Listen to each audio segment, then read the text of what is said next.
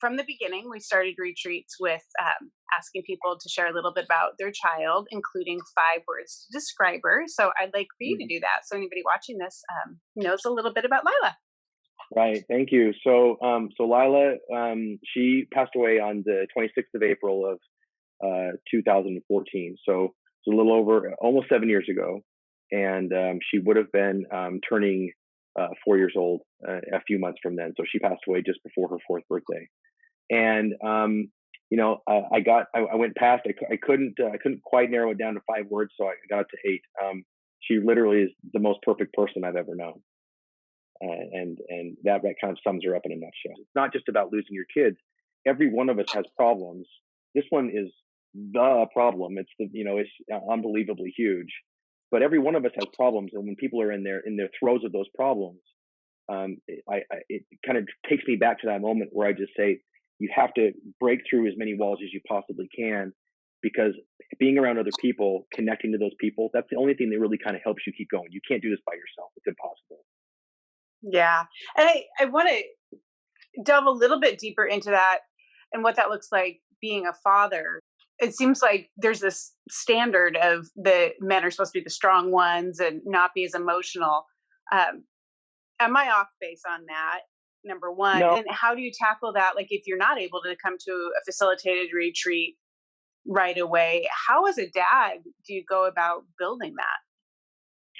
So yeah, so I mean, I went into this experience, of being married and a dad with that in mind. That's the template was provided for me by my dad, by my parents, by my grandpa, and those influences around me. So as father to son, there's really kind of really a mantle that's put on top of you that says you're supposed to provide for your family. You're supposed to protect your family. You're supposed to have answers. You're supposed to be a kind of a calming effect. And I would say that was probably the most surprising thing to me, is that when I was no longer in control of that situation, all of those negative emotions that kind of boiled to the top. Because the problem is that I was no longer in control, but I felt like, and a lot of times I was proven right, but I felt like I needed to maintain a mirage of control. Otherwise, everyone around me would lose it. I was always the upbeat one, always the positive one. I was always the one that was trying to provide stasis, answers. I'm the stoic one, and I felt like if there were times where I tried to expound on rage, I mean that was I had never felt rage before. I mean, the angriest I ever got was when my favorite football team lost to their rival. A little bit And different. yes, and then all of a sudden this happened. Anguish. These words that are, in the end, they're just words. They're descriptors for an emotional feeling, but they don't do it. They don't do it justice, because I can't explain to you in words those things. And if I can't, as a father, project them outwards and show people, all they do is just stay within, and it becomes toxic. And I really felt that there were times where it was a very toxic environment for myself. I was not doing myself any favors by keeping it in. Yeah. So I'll go back to where we're in a society where men don't have that built-in support network in the same way. How do you, when you're in this time of anguish where you don't have the energy to create the relationships and all of that, how do you find an outlet to So be I would able say to speak up? that's a really good question, because I would say that you use the same tools that you used to build your defenses in the first place. You just use them more outwardly. If you project outwardly. So you signed up to be a provider and a protector. So you signed up for the willingness to try to think outside the box on how to solve problems, whether it's a career or children, or how many children, where you move to, and all those types of things. You're a problem solver. So don't run away from the fight. You've got to turn into the storm and utilize those gifts and talents that you already possess. Being that person who's supposed to be strong, you need to allow yourself grace. You need to be patient with yourself, but use what you already have so that you can say, I can solve this problem. I just have to solve it in a different way. I wasn't prepared to be a dad, and then one day I was.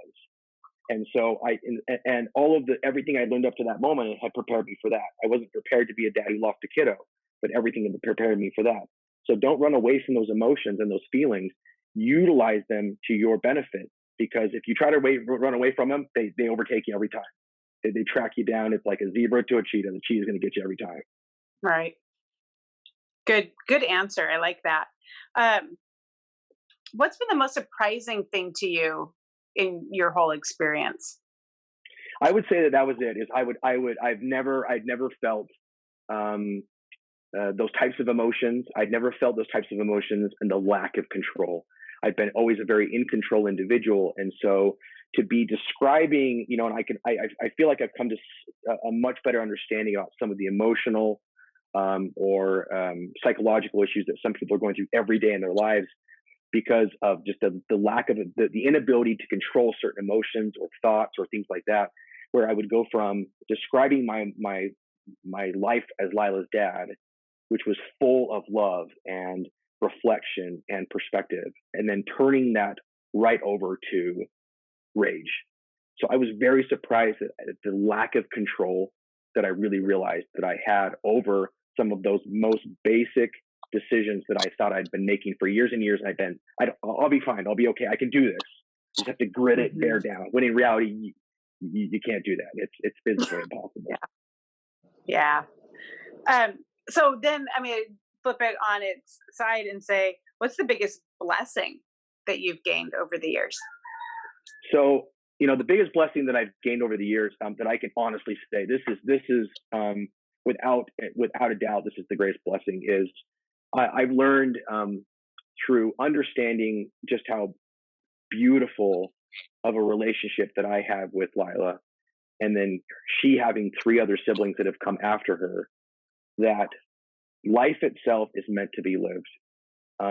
We as a species, a lot of times we sit around waiting for things to happen to us rather than trying our best to go after the things that we know that we want, to grasp, to define meaning, and to really to fight for it with all of your heart. And it's easy to celebrate a birthday, but is it easy to celebrate a Monday? And the thing that I can say that I've received is that greater enlightenment, that greater perspective that we might not have tomorrow. And there's a quote that Christy and I share all the time. It's a funny thing, but it's also serious. The off chance that you don't live for forever, why don't you try to decide to be happy today? And so my trials can put me down, but what justice does that do to Lila's memory? What does that do for my relationship with my wife? What does that do for my relationship with my other kids? Or do I utilize all of those lessons that I learned from Lila? All of the that there are people around me. I have a lot more strength than I even knew that I had. The perspective that I've gained. Use all of that to try to find the exact opposites of the things that you were feeling when you were out of control. So instead of feeling rage, you find peace. Instead of being depressed, you actually can find joy or happiness. And that's what I really have kind of come to learn, which is pretty dang empowering in my opinion. It's great. Did you ever run into in deciding to take life by the horns and really going after it? Did you ever find yourself feeling reticent, being afraid of like, if I really feel life again, I'm going to feel these big emotions again, and then what? Because now I know how devastating it can be.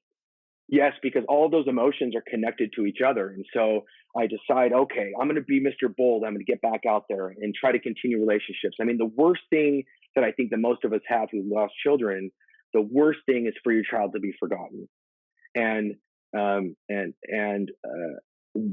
think with an exception of a few people, most people forget Lila most of the time.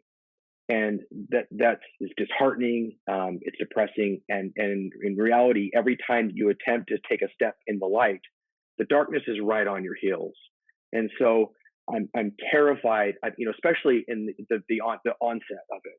I was terrified to share Lila with others, even though I was desperately wanting to, because she was my greatest achievement. And to talk to people about Lila and to talk to her about her little smiles and her cues and my relationship with her and holding her and the feeling of being a father. And then 30 seconds later, they're like, well, where should we go to dinner? It's like, no, you've taken the most sacred and just walked all over it. And so you've got to make those decisions again, those emotions that come up that you can't control, the rage, I would say the apathy. That's a big one for me. I'd just be like, dude, forget you guys. If you guys can't honor Lila's memory, then I'm out. Yeah. But then having to stop yourself and say, but it doesn't do me any good, her any good, them any good. Start over, reboot, and then and it's terrifying all over again. And I don't know if that ever stops. It still pisses me off when someone just acts flippantly about Lila or what Christy and I have gone through, or what Christy's going through every day, and then I have to kind of take a deep breath and remind myself that they don't know exactly what it is that we went through or what we're going through. So I'm going to segue to a different question, and then we'll pop back. But I think this is a perfect time to ask. Um, in dealing with those conversations that you have with people, you're also far enough out that you're probably running into people that didn't know Lila, and so when they ask how many kids you have or life experiences, how do you handle that? Well, I've gotten to the point now where I could give a rip about what other people's feelings are. I think one of the biggest problems that we go through that are the people that are in mourning is we're kind of expected to be accountable to other people's feelings, right? I mean, the big quote that you hear from people is, "Let me know if I can help." And so not only is the person going through what they're going through, but now they've got to try to proactively think of a way for the person to help them. And so you take a step back even further and you say, do they really want to help me? And sometimes they do and sometimes they don't. But I think that just kind of gain that perspective a little bit of just saying, the most uplifting, most positive thing for me to do is bring all of those emotions into my life that are just redeeming for me and for my family. That's going to give me the biggest reward. And so when someone says, "How many kids do you have?" "4." Tell me about your kids, and I'll go in briefly. I'll say, "These are the 3 right here. Where's your other one?" I'll say something usually like, "Oh, she's somewhere else doing something else." And if they ask, I'll say, "Well, she actually passed away." And they'll say they're in the cursory, they'll say sorry, or they'll have forgotten. They're one of those things where you're like, "How did you forget? You were there the day after." But in the end, it's like, they're carrying on with their life and their stresses too. And I can't be responsible for all of their emotions and my emotions. I can only be accountable to my emotions. And so sometimes it sucks having to put you're the one that lost a kiddo, and yet you're the one that's putting your best foot forward. And it takes a lot of calories, a lot of emotional calories you burn, but it's Yeah. only for the better, only for the better. Do you feel like too, talking about how some people do it and they say the wrong thing, but to show up is important. Do you feel like the intention behind it makes a difference?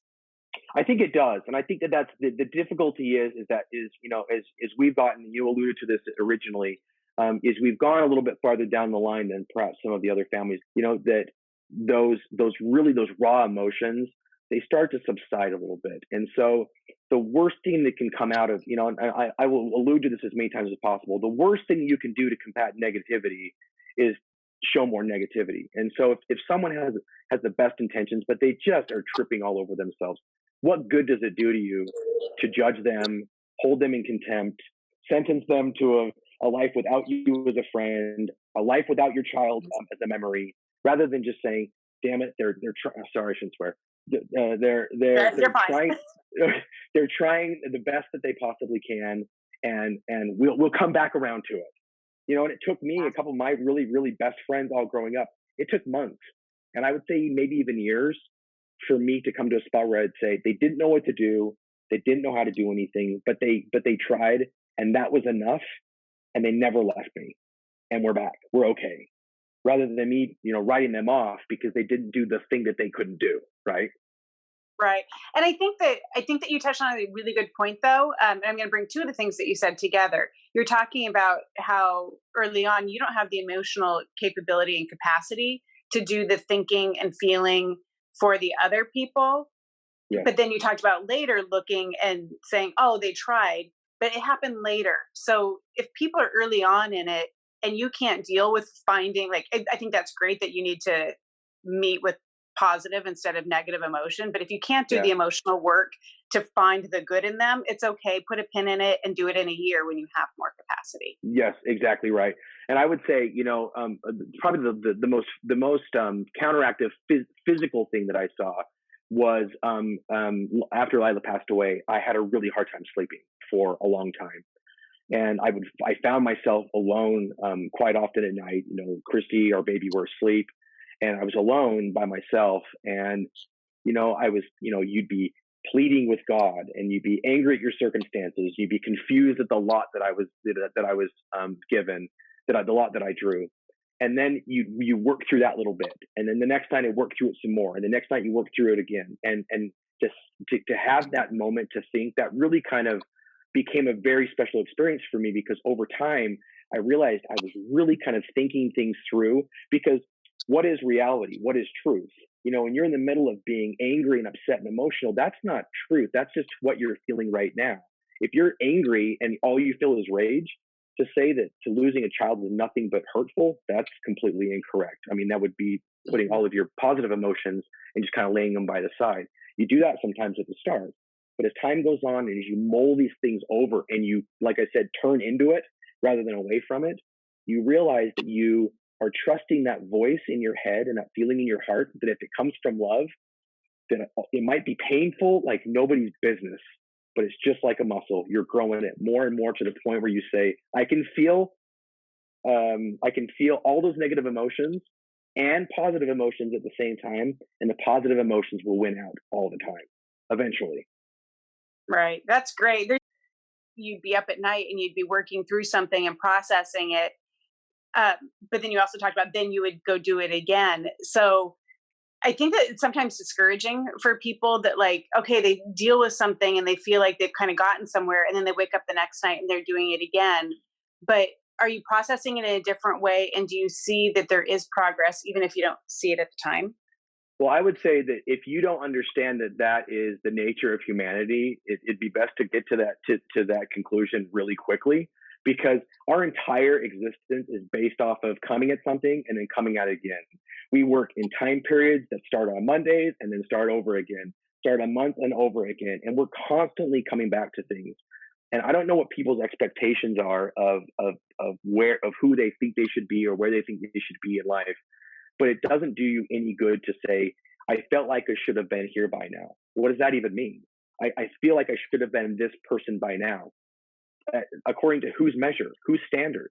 Rather than you saying, if I am working to be a little bit better than who I was yesterday, if I'm comparing myself in a positive way to who I was a week ago or a month ago, does that mean that it's okay to still struggle with some of the same things you've been struggling with your whole life, and you may for the rest of your life?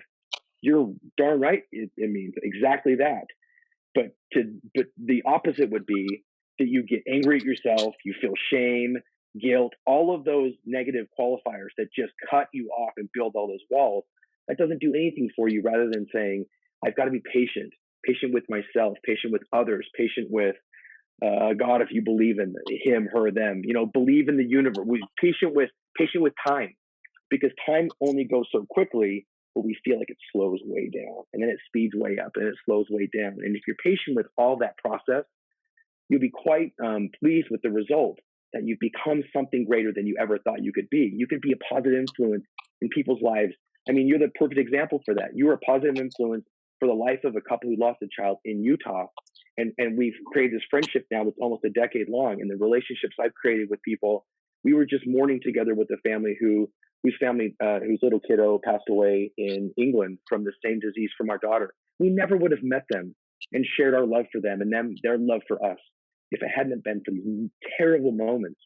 And you have to turn into it and know that you're never going to overcome it. You're never going to, oh, right, I'm never going to feel that way ever again. It's not possible. But does it feel different as you go on, though? Like, Yes. as you work on it, you feel like a different aspect and maybe not quite Oh, the yes. sting or. No doubt about it, because the thing that you really gain, those gifts that you gain, is that you gain a greater perspective of all those. That's one of the biggest gifts is the perspective of what I've gone through, and my ability to kind of to narrate like this way. There's no way I could have done this at year one, and maybe not even at year two or year three. But now to be in a position where I've done this enough times with you, with other friends, with people that have really wanted to know more about my relationship with Christy, my relationship with Lila, and those types of things, it definitely becomes, the scar is there. It never goes away, Right. but you are way more functional in a positive way, And so rather than me mourning the loss of my daughter most of the time, I celebrate her and her siblings' life most of the time and think about the negative part of, what I went through some of the time, right? Right. Now that segues right into the next question is how do you guys honor Lila like in birthdays, in Yeah. anniversaries, holidays, and then also just in the everyday? Yeah. Any way we can. So, her younger sister named Ruby. Ruby is the birthstone of Lila. So she's named after Lila. We commissioned a painting of Lila and have it over our fireplace. We talk about her at holidays, her birthday, her death day. We talk about her. The biggest thing for us is we utilize her memory as a way to really kind of connect um, long periods of time with her siblings. To think of how do you honor the memory of having such a special sibling, and her siblings don't get it, and then all of a sudden they say something very special, and they'll say, "I'd like to dedicate this to Lila." Tonight my kiddos went to a birthday party and they were given balloons, and my son asked my wife if it was okay that he took his balloon that he got outside and sent it to heaven for Lila.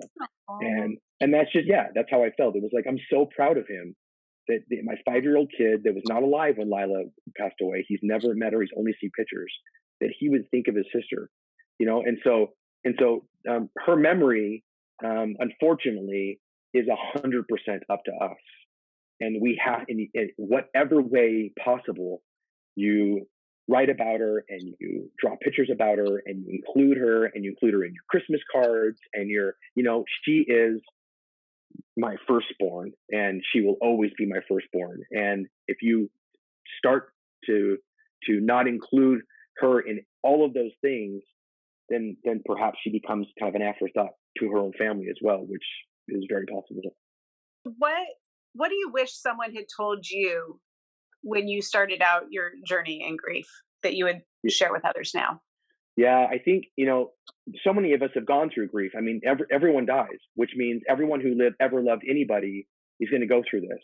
And not only does everyone die, but everyone suffers along the way. And it's one of those unspoken realities that I wish that we'd be a Mhm. little bit more upfront with. So when Lila passed away, I think that looking back at it, I wished that some of the more strong individuals around me would have come to me and said, you're going to feel a lot of things and you're going to lose control about a lot of things, and you're going to have times in your life that feel very dark, and you have to know that that's normal, and just so you know that if you keep on working at it, it's going to be okay. But I think that we're terrified of kind of saying the wrong things, and so we allow ourselves to watch individuals close up into their shells and start to do the worst of things possible to outrun their demons, and it becomes very toxic for those individuals, rather than someone saying, it's okay that you are so mad, it's okay that you're so frustrated, and depression is part of this, and grief and anguish they're completely normal, but give yourself time. It's going to the darkness is there, step into the light, and as the darkness comes after you, step farther and keep going.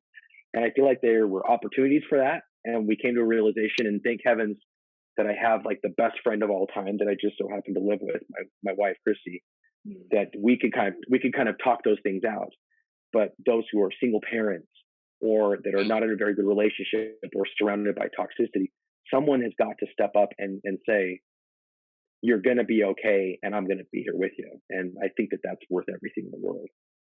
And I think that it's interesting that you pointed out that even people that have been through grief, it it's hard even for us sometimes to go back in and say somebody that's new to the club. Yeah, I mean, words are words.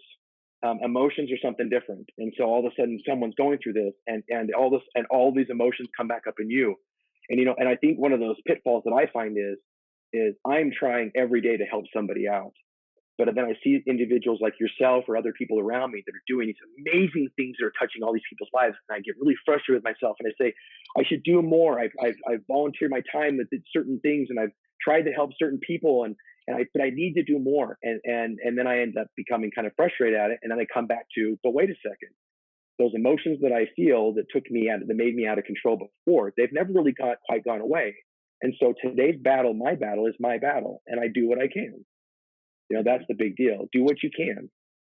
Well, and I would say, and I think that you know this, but I definitely want to put it out there, is like you can look at like people like me that like I'm doing something on a more like global level. It's not global by any stretch, but like on a more macro level that's Yeah, reaching people.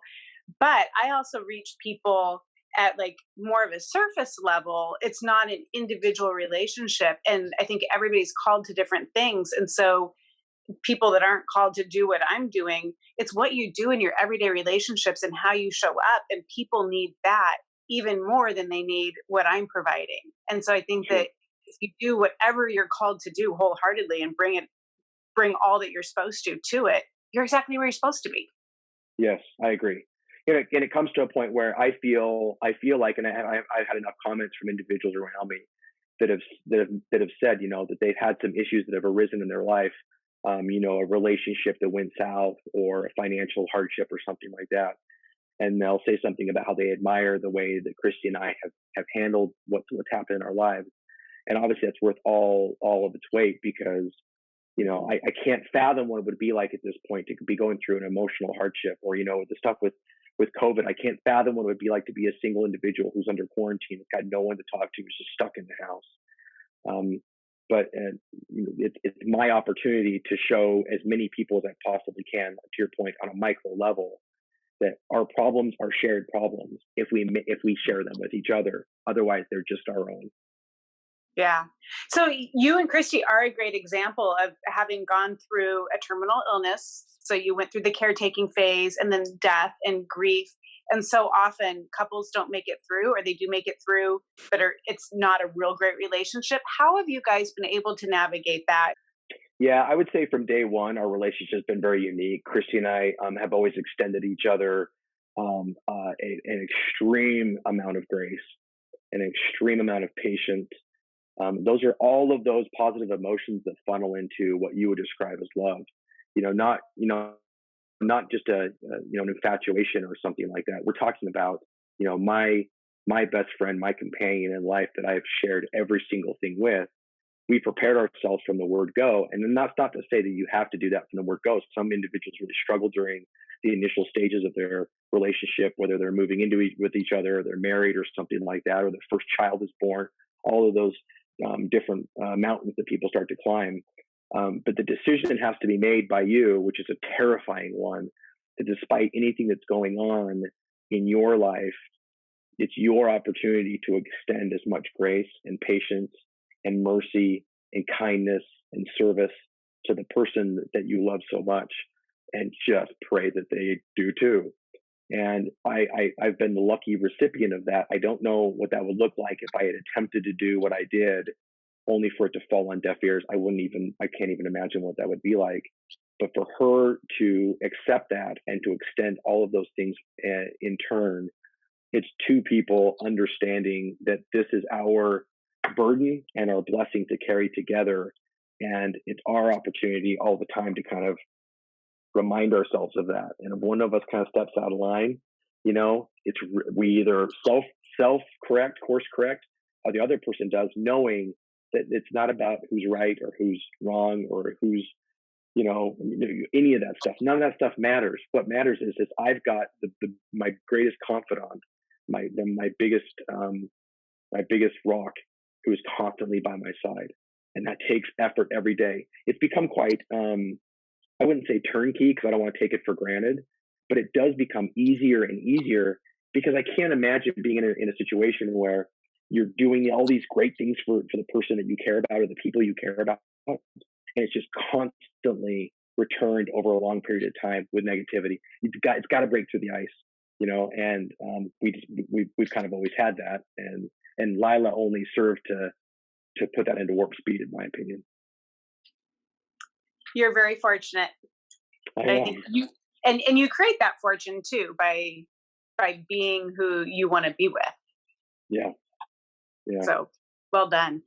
Greatest gift I've ever received at this point, I would say, is perspective, Yeah. because it allows me to celebrate Monday as much as it allows me to celebrate Christmas. I can just say today it's a great day for a great day. There's no reason why this shouldn't be a terrible day. It is always so great to be refreshed of the things that you hold most dear to you. And life has a way of helping you forget those things sometimes, and making you lose perspective. And for people that have, gone through some of the greatest downs in their lives and then come up from it, that by all means does not mean you're going to stay up, gaining all this perspective and all this peace and stuff. You're not entitled because you found this to keep it. You have got to work your butt off all the time. And so seizing these moments, when I saw this email from you, of course the answer would be yes. And sometimes you might be terrified. For me, it's a little easier to talk to people, and for other people, they're terrified. But do whatever you can to make that, kindle that fire again of how you feel to share your loved one, share the thing that makes you, your uniqueness. And people are only going to see you for how genuine you are. And if that's not one thing that we are craving right now, is being genuine, you tell me Yeah. something else. So Yeah. I think that you made a really awesome point that just because you've gotten up there doesn't mean you're not going to dip back down. Like in fact, guaranteed. human It's how human quickly you nature, get back up. yep, yep, human nature tells us you are guaranteed to get knocked down. It's Yep. how quickly you get back up. And obviously the big one is that sometimes you can't get up that quick. It's how many times you get up, because that's the thing that you're responsible for. The fact that people, you have at your fingertips so many resources that are at times free to try to figure out ways to do this differently, to meditate through it differently, to work out through it differently, to create relationships differently. The lesson should be: don't rest on your laurels, and don't stand pat, or don't sit down. There are a million and one options for you that are out there. As always, it's absolutely a pleasure. I am so glad that you reached out to me. This has been amazing for me again to talk about Lila and our experience, and I'm just so grateful for you. I love you, girl. Love you too. And tell Christy hello. I will.